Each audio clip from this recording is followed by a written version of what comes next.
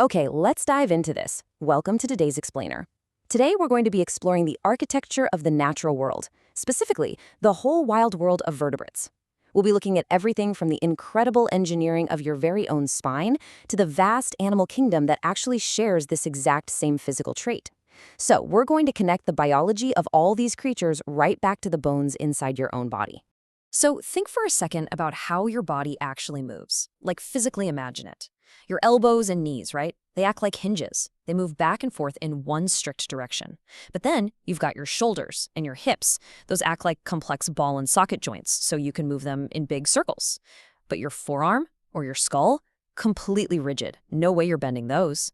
So what actually dictates this crazy mix of flexibility, rotation, and rigid armor? Well, it all comes down to a hidden structure inside of you. And that brings us to our roadmap for today. First, we'll meet the vertebrates. Then, it's cold-blooded versus warm-blooded. Third, we'll break down the 5 vertebrate groups. And finally, why your skeleton matters. Solving this whole mystery of our bending joints is actually going to take us on a really fun journey through the entire animal kingdom. Let's get going. Section 1. Meet the vertebrates, finding your inner frame.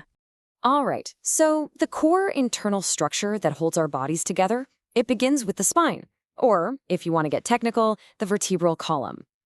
So the crucial point is, it's not just a single stiff rod.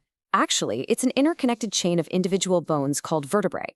And this modular, kind of block-by-block design, that is exactly what allows your body to bend, twist, and absorb shock, all while maintaining a super strong, upright frame. It's a pretty brilliant piece of engineering. Which brings us to a fundamental biological definition. A vertebrate is simply any animal with a backbone. So yeah, because you've got that flexible column of vertebrae in your back, you fall right into this category. It's a deeply personal physical trait, but it's one that literally ties you to a massive, ancient evolutionary family tree. You share this with millions of other species across the planet. Now, zooming out from the human body for a second, it's just fascinating to see how the rest of this crazy family tree survives out in the wild.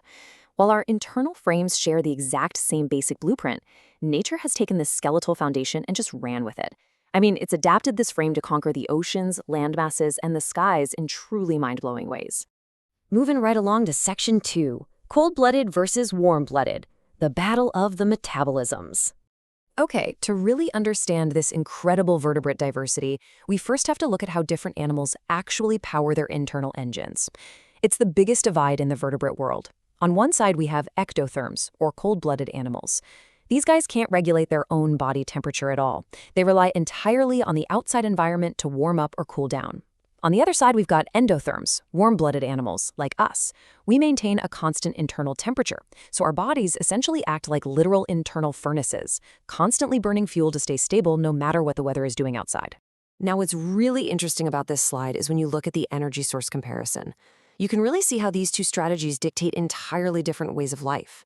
Basically, ectotherms have to physically go and bask in the sun to gather enough heat just to move around. If it gets cold, their metabolic rate just drops and they get super sluggish. Endotherms bypass all that by generating heat internally. Sure, we get the massive advantage of surviving in extreme cold and staying highly active all the time, and there's always a but, the trade-off is steep.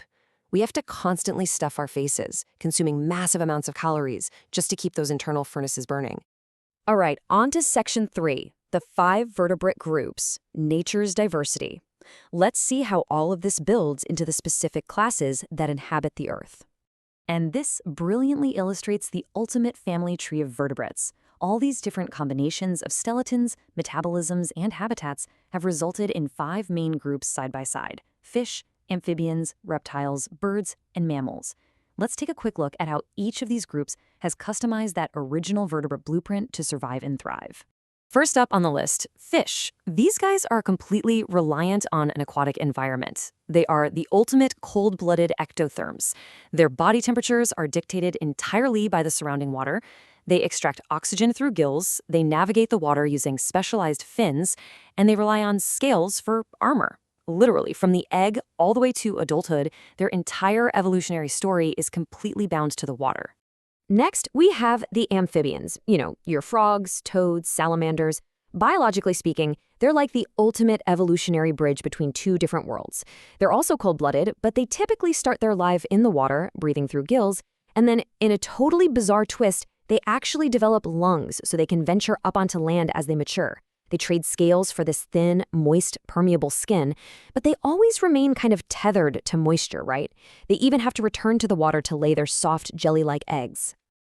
Okay, then we get to the reptiles. Turtles, snakes, lizards. These guys represent a total full-time adaptation to life on land. They are cold-blooded, which, by the way, is exactly why you'll so often spot them just basking out on sunlit rocks. They're basically trying to jumpstart their slow metabolisms. They breathe exclusively with lungs, and they are wrapped in this tough, scaly armor that locks in their body moisture. That little trick allows them to lay these leathery, totally weather-resistant eggs far away from any water source.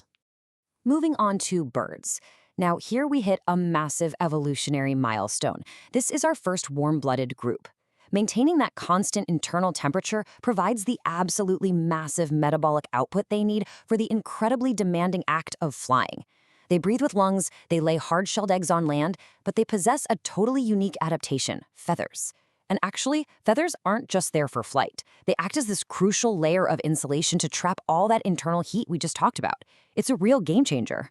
And finally, we arrive at the mammals. This is it, our very own branch of the family tree. Just like birds, we are warm-blooded, lung-breathing endotherms. But our defining traits? Well, those include having insulating hair or fur, giving live birth, and nourishing our young with milk. Honestly, it's kind of humbling when you think about it. Despite all the vast outward differences, you and I share this exact same biological foundation with a tiny field mouse, a cunning little fox, or even a massive blue whale. Which brings us to our final part, Section 4, Why Your Skeleton Matters, Connecting Back to You. So, bringing this all full circle, understanding our vertebrate status really just reveals the sheer brilliance of our own engineering. Think about it. Your skull completely refuses to bend because it has to act as a literal armored vault for your brain, the center of all your thoughts and emotions. The robust weight-bearing bones in your legs, they facilitate walking, standing, and endurance running. Meanwhile, the intricately jointed microbones in your hands unlock our ability to use tools, write, and basically build entire civilizations. The vertebrate frame really is an anatomical masterpiece. So, eat well, get your calcium, and try not to break them, right? So I'll leave you with this thought. Look at how highly specialized your skeleton is, and consider how other vertebrates have reshaped that exact same backbone to swim across entire oceans, fly between continents, or slither through the blazing hot desert. If your vertebrate blueprint had been pushed to bend, adapt, or evolve in just a slightly different direction, what else might you be capable of doing? It really makes you wonder, doesn't it? Thanks so much for joining me for this explainer, and keep marveling at the amazing biological world inside of you.